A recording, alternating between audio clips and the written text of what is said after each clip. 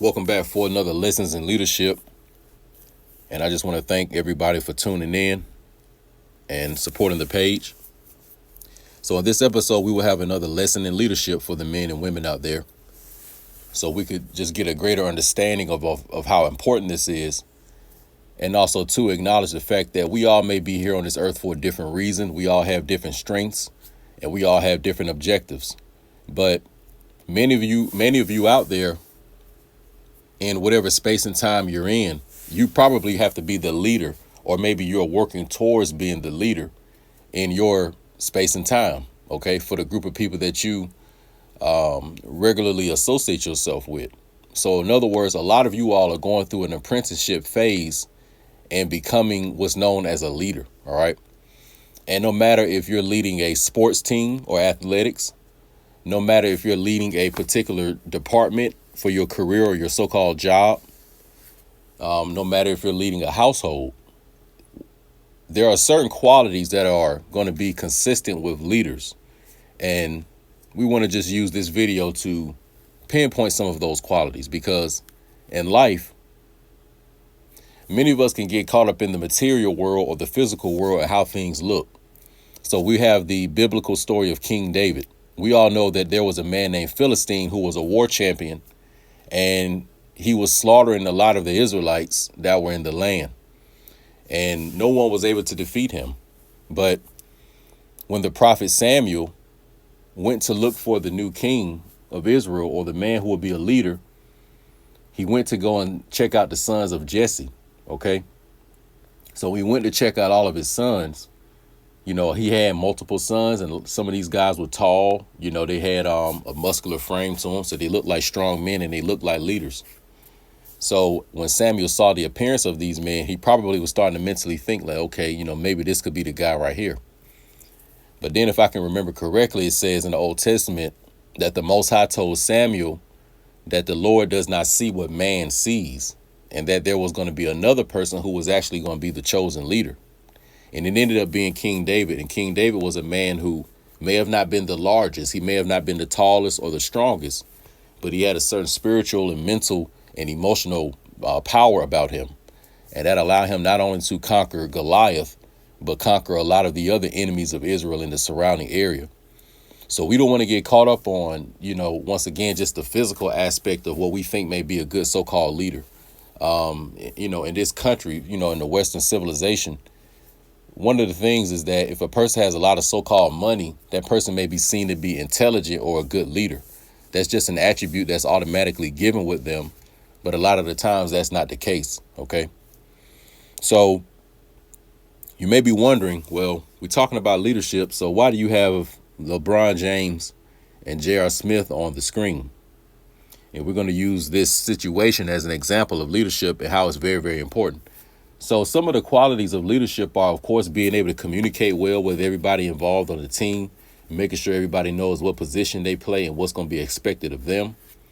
A lot of being a leader requires emotional stability, meaning that in times of pressure and when things get intense, you have to know how to stay calm, and you have to know how to get everybody to stick with the strategy and everybody continue to play their position so you all can weather the storm. And in the end, you all will come out on top. All right. So the leader has to know how to have a certain emotional maturity and emotional stability. You can't, you know, have too many ups and downs. You got to know how to stay calm, almost like how Bill Belichick is as a football coach, you know. And the leader also knows how to move forward. So I can remember it was one time they were interviewing Bill Belichick about some, you know, a game I think the Patriots had just lost. And I can remember Bill Belichick said, you know, well, we're on to Cincinnati. So his mindset was already on to the next game. He wasn't even concerned with, you know, whatever they had just ended or concluded. You know, he's probably going to go and review some film so he could correct the errors, but his mind is already on to the next level. So being a leader also includes a certain kind of coldness and a certain kind of, you know, serpent-like energy that you must have. So some people may perceive you as being a dark or a cold person, you know, and certain negative traits that they may associate with it. But these are just organic requirements of a leader. And one of the other things that are important is you also have to be aware that the people that are around you, may not be as strong as you. The people that you may be leading to the promised land, a lot of them may not be as strong as you. And they also may have certain, egotistical blocks that prevent them from acknowledging the strength that you have. So they'll admire you in quiet, or they'll admire you in silence. But whenever they're around you, they may not really give you your credit or give you your props on things. But they're watching your every move. And when you look strong in situations, they get inspired by that. They get motivated by it. But when it looked like you're being when you're in a down, depressed mood or a lower vibration, then it will affect them as well. So another thing that a leader must know is that the people around you, whether they say it or not, they're watching your every move. And when you look strong, they feel inspired. But when you look weak, they feel weak. So the leader has a certain, influence over the people that may be around him or her. Okay. And in particular, I'm talking to you so-called black men. All right. Because this is something that's been lost within our culture. The true organic rites of passage to being a real man, which really it includes a lot of what we're talking about now. Okay. So let's go into our example. So I want you to take your mind a couple of years ago, for those of you, that may be basketball fans that keep up with the NBA Finals, to game one of the 2018 NBA Finals. That was in California, where the Cleveland Cavs played against the Golden State Warriors. Now, we know that for this matchup, of course, Golden State had a pretty good team. They had already won championships before, and they added Kevin Durant. So this was going to be, a great challenge for Cleveland, because at this time, Cleveland they had a lot of roster changes going on that season. And I remember LeBron James, he was beasting that whole season. But nevertheless, they still run that LeBron James system, whereas, LeBron has the ball, he's ball dominant, and he's a high intellectual basketball player, but they're not really running any offensive plays or a real system. LeBron isn't playing off the ball, so he's not coming off of screens. He's not, getting in the low post and actually, running plays to where maybe he's in the low post, or in other words, where he's off the ball. He's not always the one bringing the ball up the court. Maybe the point guard is setting plays up, and the play may not be called for him. It may be a play where LeBron's a decoy. But in other words, you mixing up what are the offensive packages and the offensive calls. And a lot of times on LeBron James-led teams, because he's such a ball-dominant player, there really may not be any plays like that. A lot of the times it's him, making decisions based on what he sees in the defense. But as far as the other four players on his team, they may not know exactly what he sees. So if LeBron has the ball, let's say, and he's taking his defender one-on-one, a lot of the times some of his players are expected to stay in certain spots. So some people may be in the corner for a three-pointer. So they have to read what LeBron may do. They think he's going to drive and go straight in, that he may go to score, or if he gets double teamed, I got to be ready to catch and shoot. And that throws off some players, because some players may, they may have a strength in another area. Like, for example, Kevin Love, when he was playing with Minnesota before going to Cleveland, Kevin Love, a lot of plays were called for him. And he was a little more ball dominant. And the same for Chris Bosh when he was in Toronto before he played with LeBron in Miami. So a lot of these players, they have to adjust themselves to the way LeBron James plays. So a lot of what, when he ends up in those types of situations with his teams is based on him, him playing general manager and, who he wants on the team and who he doesn't. But that's pretty much one of the setups, because LeBron James really, throughout his whole NBA career, besides Eric Spoelstra and Pat Riley down in Miami, as far as that real strong, masculine coach who could teach him true leadership, LeBron tries to evade that, and this may go back to his childhood, to where he, didn't have a father figure in the household. And a lot of the basketball teams that he was playing on growing up, because he looked like he was physically the leader because of his size and maybe some of the skills, that he was given that leadership position, but he may have not really been the leader. Like, for example, on Golden State, although Steph Curry may be one of the more skilled players and probably is the best player on the team, but as far as that, leadership role, I'm not going to say that Steph Curry is not a leader, but Draymond Green, he plays a big part in that area. But Draymond Green may not be the so-called best player. So a lot of the times the leader may not always be the best player, because a lot of things that have to do with leadership are strength and courage and certain factors in that area. So going back to the game, so now you have Cleveland and Golden State. All right. And I remember all 4 quarters, Cleveland was playing good. Golden State was playing good. And it basically came kind of down to the wire where, if I can remember correctly, the guy George Hill, the point guard, he had 2 free throws, and I believe he made the first one and he missed it. And I think Cleveland may have been down 1 or 2 points. So at that time, Cleveland needed to score again. But when J.R. Smith got the rebound, J.R. Smith began to just dribble the ball and try to run the clock out because based on what he said after the game, he thought Cleveland was already up. So instead of calling the timeout and Cleveland trying to get 1 more point so they could win the game, J.R. Smith basically wasted time. All right. And of course, we know they ended up going into overtime and losing. So, some people may think that, well, J.R. Smith, he made a big mistake, and he did. He made a mistake. But to me, the greater mistake was LeBron James's physical body language and reaction when J.R. Smith made his mistake. The facial expressions he was making, it was like a feminine energy that LeBron was giving off, like he was frustrated and in that intense moment, even though he knew JR made a mistake, his emotions and how he felt about it at that moment, he let it overtake him.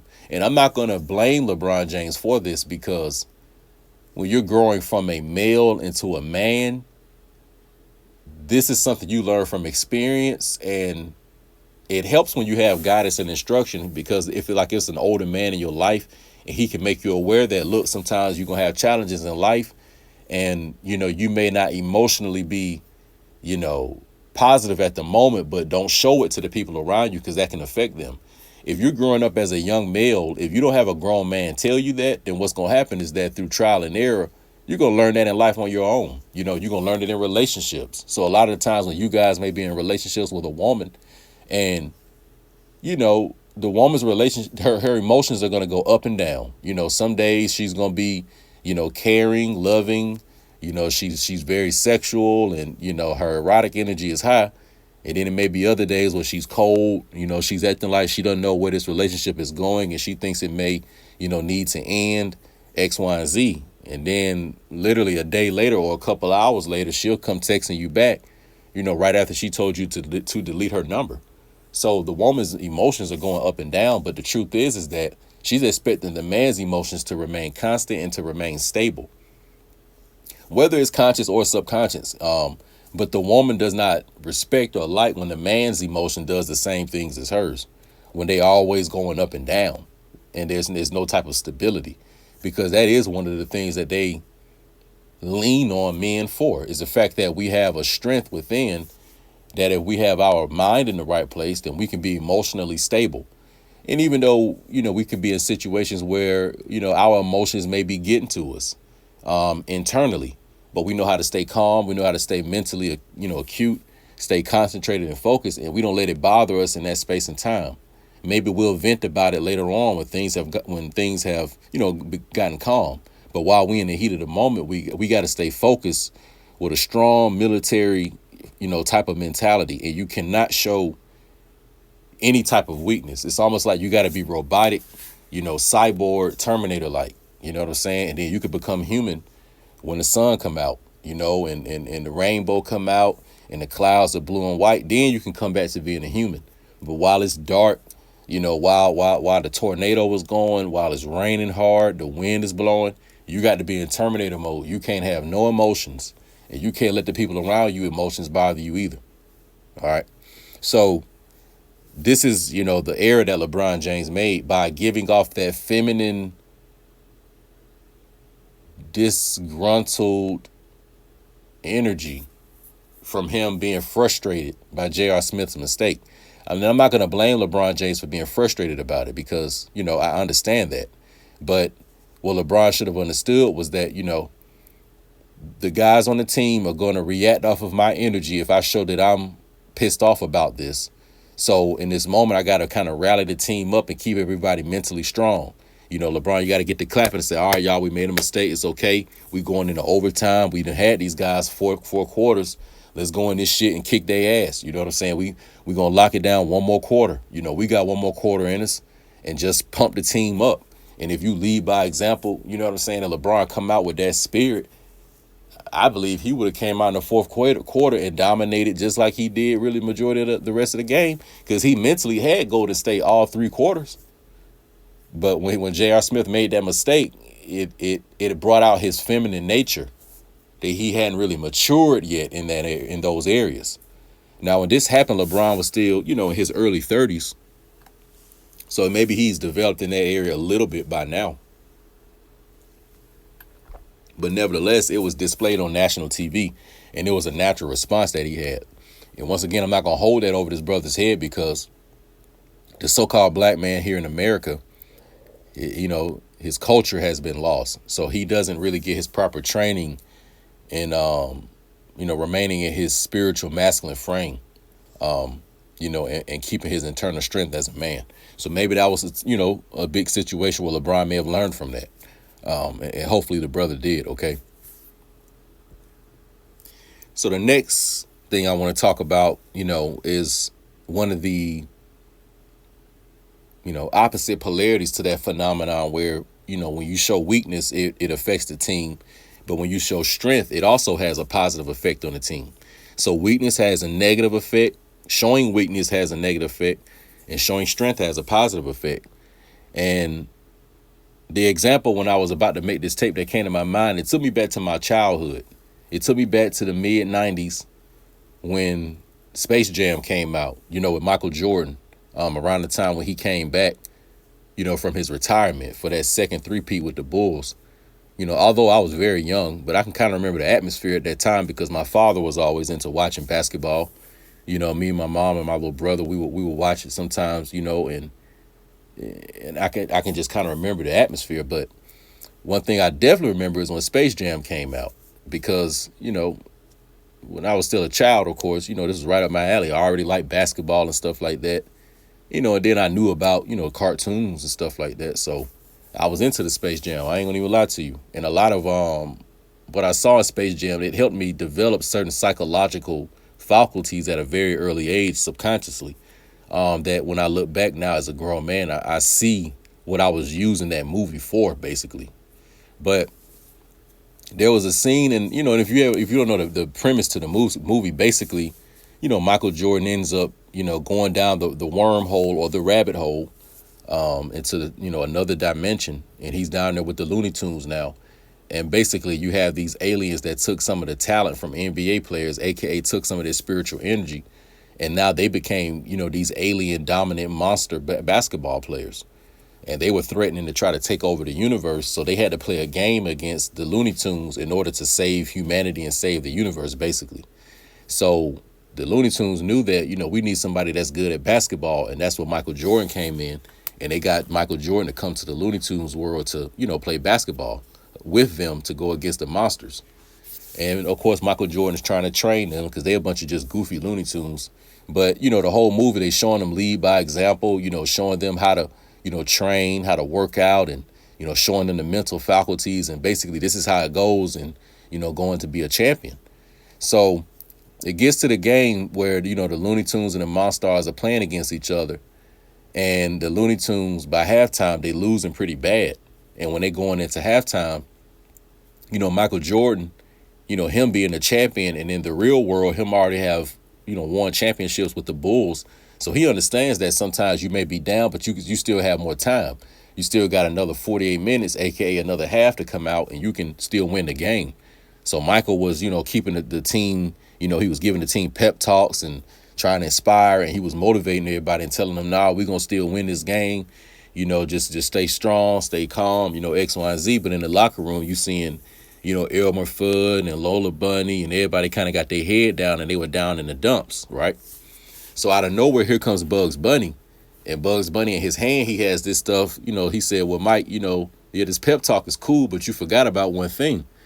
And Jordan basically like, what are you talking about? And he brought out this stuff called, quote unquote, Michael's secret stuff, which is what you see on the screen, this scene that I have. And Jordan looked at it and he was like, what is this? And basically, Bugs Bunny had whispered to him, he was like, man, just go along with it. So Bugs Bunny drunk, quote unquote, Michael's secret stuff. And then all of a sudden he got all these muscles. And then all the other Looney Tunes, they were looking at him. They're like, man, what is that? And then Bugs Bunny was making it seem like it was this kind of secret juice that Michael Jordan had that was making him play good, but really it was just water the whole time. So when he was passing it to the other Looney Tunes and they were drinking it, which basically it wasn't nothing but water, but mentally it inspired the courage that they already had within them. It was like the pilot light is already lit, but when you light it, then it can, heat the whole furnace up. So all Bugs Bunny did is lit the pilot light that was already within all the players with his courage. So when they drunk the Michael's secret stuff, it was really water, but it was just the psychological courage effect that it had on all the players. And then, of course, they came back out and they had more mental resistance. And then through more trials and tribulations, they end up winning the game and saving the day. So that is another example that it doesn't have anything to do with what you think is on the outside or in the external world. Being a true leader is all within. When it comes to King David, it was the strength and courage and faith that he had within. The faith that he had that the Most High would show him, and he would use his own intelligence to figure out a way to defeat Goliath. He just needs to have the courage to do it. You see? Same with Michael Jordan, when he's won all his championships. There were times where the Bulls, in 1998, the Bulls lost game 1 against the Utah Jazz in Utah. And that whole season, there was a bunch of turmoil, and trial and tribulations, a bunch of fitna, as far as the Bulls are concerned, especially if you saw The Last Dance. But after they lost game 1, the Bulls came out strong mentally in game 2 in Utah, and they ended up winning. And then they went on to win the whole series. So just because you lose game 1 on an away game in another team's home court does not mean you're going to lose the series, LeBron James, a.k.a. LeBalco James, a.k.a. Bane from Batman James, and Bane from the 1995 Batman when he was on that juice. You know what I'm saying? But it's that courage is psychological and emotional. It's how you see yourself in times of adversity. You see? And also, what you should have mixed in with your courage is also anger, or at least I do. I ain't gonna tell you to do that, but that's what I do. A lot of my anger, ends up mutating into courage because it gives me a certain fire to get things done. But whatever it may be, be courageous. You know what I'm saying? Be fearless, and continue to persevere through the adversity. And just understand that when you're leading, the people around you, they are watching you. So be careful of what you do and say in times of weakness, because we all going to have times of weakness, no matter who you are. But when you have your times of weakness and you want to vent, either go in private or other men of strength and courage that understand, then you vent to them in private, but never vent to women. And never let the team see you weak. So when you have times where you're down, then you go in private, and you get your spirit right, and, you acknowledge the Most High, and you already, have the power inside of you to do what you need to do. The Most High already gave you the blessing. So it's not even like you have to ask the Most High for something. But you just have to, acknowledge that it's within you. That's where your courage is. That's where your strength is. That's where all your power is. All right. Just like it's saying the Quran that the Most High strengthened Yeshua, or he strengthened Jesus by the Holy Spirit. OK. So that's how you should perceive it, that you've been already strengthened by the Most High through your soul to be able to get through these trials and tribulations in this life. So I'm gonna just leave you with that, and don't quit and just persevere. So stay tuned for the next one. We out.